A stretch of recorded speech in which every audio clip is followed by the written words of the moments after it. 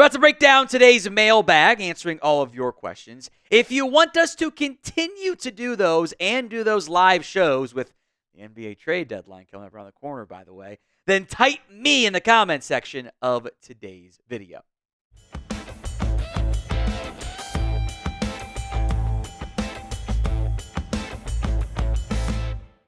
True Allure is first up here on the mailbag. Should the Niners sign Joe Flacco as their backup quarterback? I think that had been reported, rumored that the Niners had interest. I believe I saw that from Chase. Sure, I don't have any issues there. Flacco is a fine quarterback. You know, he can bridge the gap for you. You can do a lot of play action vertical shots with him if he's your backup QB. You know, he's obviously not a real threat to Brock Purdy, but as an average-ish veteran backup QB, sure, I don't have any major issues going down that path. I assume the Niners will pay Purdy. If not, you guys are looking towards the draft as an option there as well. From Sammy, how about a Garrett Wilson trade? Boy, wouldn't that be fun for every team except the Jets, or at least the team that ends up getting him. I think it's very clear that there was friction between Garrett Wilson and Aaron Rodgers. Friction is amplified when you're not winning games. I know it's Aaron Rodgers. He is a surefire Hall of Famer. But if I had to choose, if I were the Jets, between Garrett Wilson and Aaron Rodgers, I'm taking Garrett Wilson. Because I don't know if Rodgers has even one more full year left as my quarterback. And the play wasn't great last season. I have a young, talented, I think, potential wide receiver one. I will pay him, and I will do my damnedest to get a better quarterback in that building that's younger and build my franchise, my offense, around somebody like Garrett Wilson. Now, this is always one of my favorite questions to ask here because of the way it's phrased. What do you guys like more? What do you want more coverage of, frankly? D for the NFL draft, T for trades, F for free agency. DTF, get it? Go vote in the pinned comment of today's show. The ad comes here on YouTube. Take advantage of it. Head down there and let me know. Very mature person I am. All right, DC times Viper. How do you rank the recent new head coaching hires from worst to best? So I'll do Shoddy, Pete Carroll, Liam Cohen, and then I think I can throw in Aaron Glenn timing-wise on that front. I am actually very intrigued by the Aaron Glenn hire, just to begin with that one. It's defensive mind. It's a tough job to win at. I think he's got a lot of the traits you look for, though, in a head coach. I am a fan of Aaron Glenn. I'm not surprised he got hired. Liam Cohen's interview gives me pause, frankly, because the Duval thing was weird. But young, innovative, offensive mind with Trevor Lawrence, that's a logical gamble to take if you are the Jags. And bonus points, because it finally got them to get rid of Trent Baalke. That alone makes the Jags one of the biggest winners in the head coaching hiring process. Pete Carroll to the Raiders, it's an old coach. I know that. That organization needed stability. I do think Pete Carroll can offer that in a way that they kind of really needed. So I get why they did that one. 5 years from now, you might not look that great, but if he can give you a floor raiser, the Raiders need that right now.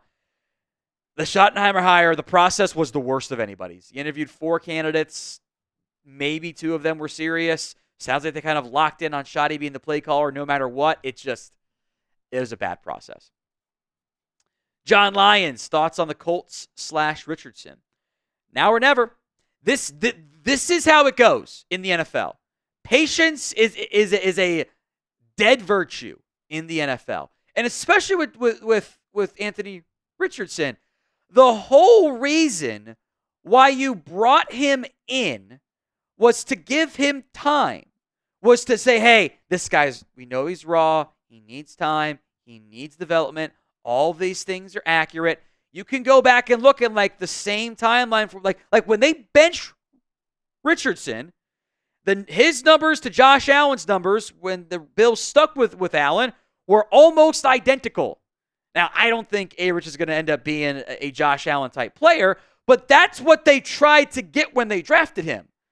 So if your plan going in is, hey, we're going to give him time, we're going to take the lumps and build, you can't bail on that so quickly. I get there's other things going on from a team perspective that's reeked of ownership influence. So it's Richardson's time, and if it doesn't work this year, probably going to have a whole new staff in Indy because you don't normally get to take 2 QBs. Today's show is made possible by Prize Picks. It is the best place to get real money sports action. With over 10 million members and billions of dollars in awarded winnings, Prize Picks has made daily fantasy sports accessible to all. You simply pick more or less on at least 2 players for a shot to win up to 1,000 times your cash. Run your game all season long on Prize Picks. It's available in more than 30 states, including California, Texas, Georgia, and Florida. They invented the flex play, which means you can still cash out if lineup is not perfect. You can double your money even if one of your picks does not hit. And they have the free square for the big game. Patrick Mahomes, more than a half passing yard. That's a no-brainer. I like pairing it with Saquon Barkley yards on the ground and Xavier Worthy as well. If you haven't already, go download the Prize Picks app today over at prizepicks.com/CLNS and use code CLNS to get $50 instantly after you play your first $5 lineup. Download the app today at prizepicks.com/CLNS and use code CLNS to get $50 instantly after you play that first $5 lineup. LaCour Victor, if Mike McCarthy doesn't get a head coaching job in 2025, does he get a year off the NFL? Probably.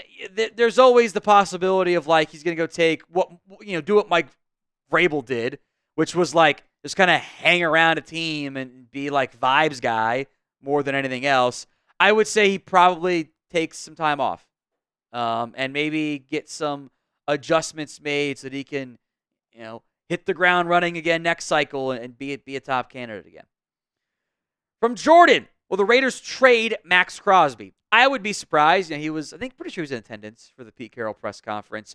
I think the overall energy that Pete Carroll brings is probably going to fit pretty well with Maxx Crosby. I know Max wants to win. He also wants to be a Raider. I think he will very much buy in to what Pete Carroll's going to try to sell in Vegas. Now, we will have more trade conversations, I'm sure. So name a player who you think ends up getting traded. Let me know in the comment section of today's show. Here's one. DC Times Viper.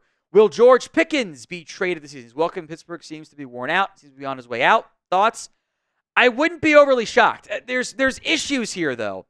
The track record of the diva or the problem child or whatever Steelers wide receiver going somewhere else normally doesn't go very well. It normally ends up blowing up even worse at a different destination. That should raise red flags. The Pickens side of it is, look, he's clueless, not mature enough. I think that's very obvious. Maybe he can continue to mature. I don't think there's going to be a lot of a massive trade value because every team's going to go, you've been linked to every single wide receiver in the NFL that becomes available via trade, and you're going to move on from your best one? That's one of those, you are not selling high on George Pickens, and it makes it tough to see what happens. You could, maybe not to the same extent as Deontay Johnson, speaking of receivers who ended up being worse when they left.